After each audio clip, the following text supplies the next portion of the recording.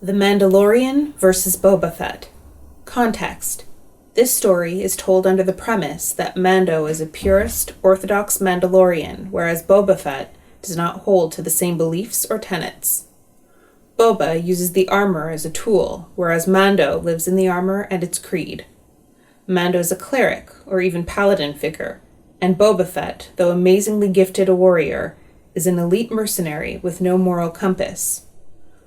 Boba is a creature of ego, as opposed to Mando, who is a creature forged of identity and selfless purpose. This ironic and fundamental difference between the two could foster a rivalry as profound as Batman and the Joker, light versus darkness. Interaction between Boba Fett and Mando. Mando scanned the dark perimeter of a lush green glen on Endor's equator. The darkness had one small ring of a campfire that glowed and pulsed and gave birth to many shadows. Boba Fett sat in front of the campfire, drinking and reliving his great exploits in his mind, chuckling to himself every so often. He knew Mando would come. He was waiting for him. Mando dispensed with concealment, wanting to be seen, allowing himself to be seen, but as a point of skill, walked into the firelight without a sound. Boba, helmet off, took one last swig of Darjeeling whiskey, smirked, and plopped his helmet on. Drunk, but with murderous promise, Boba said, "Welcome, traveler."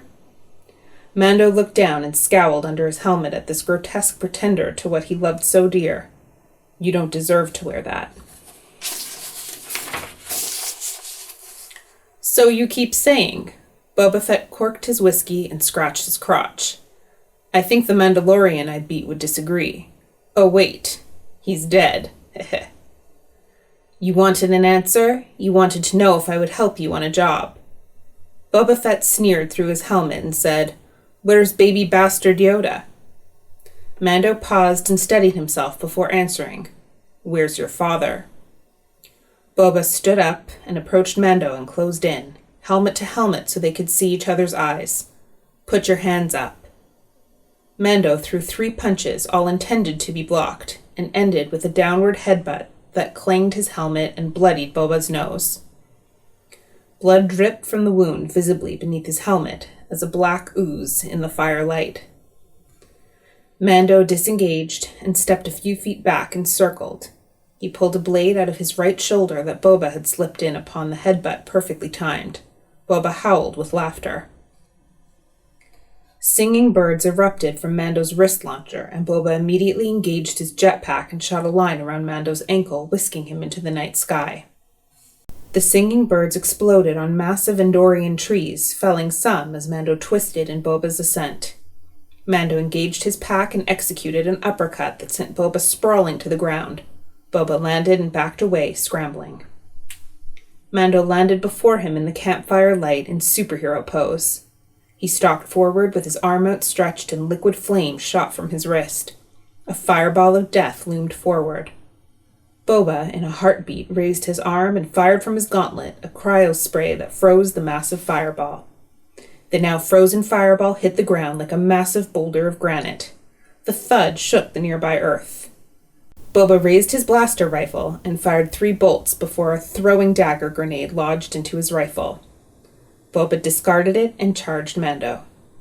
The rifle exploded and Mando charged forward to meet Boba Fett. Boba feinted low, appearing to go for a double-leg takedown, but then at the last second, jetpack engaged, rose with a devastating knee. Mando saw it coming. He had drilled with his Mandalorian caretaker endlessly as a child in the darkness when all hope was lost. When his need to see his murdered mother and father was more than his need for water, still he trained. He knew his opponent. Mando felt the strike coming. He spun with a burst of his jetpack, not off the ground, but like a top, and connected with 3 devastating elbow strikes. Boba's visor cracked, and his bloodshot eye was visible through a hole, one eye gazing out in abject hatred, but still he lay on his back. Mando stood before him, but Boba needed him closer for his final attack. "Is it true what they say about you, Mando? Once or twice? Before the little green kid, you were worse than me?" Mando, like a wraith, stepped closer, with a need building in himself to end the poison coming from Boba's mouth forever, to rid the galaxy of it.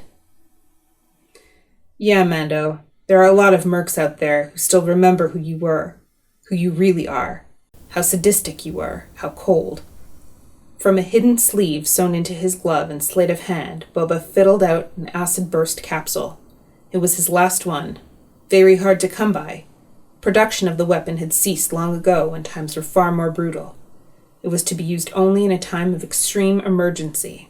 In the firelight, as Mando approached Boba's deceptively beaten and prostrate form, his one visible eye gleamed like a distant sun going supernova.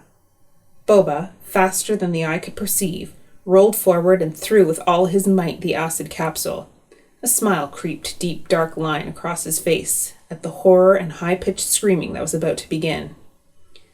Mando raised his hand. The capsule stopped in mid-flight and exploded. The acid followed the path that the force shield carved. Mando and his mind made a flat wall. The bright green acid slimed down the invisible wall and collected at its base, smoking and devouring itself into a dark, deep hole. Boba stood stunned at the power of the force he had just witnessed. From behind, Baby Yoda flipped from tree to tree like a pinball infused with cosmic energy and landed on Mando's shoulder. In the bird-like voice of a child, he said, "I can take you in warm or I can take you in cold." Mando smiled inside his helmet. "That's my line, son." Baby Yoda laughed and force-lifted Boba's struggling form to the ship. Once put in place in the cargo hold, Mando flipped a switch with his mind, and Boba's promise of revenge was blotted out by the sound of the carbonite as it solidified.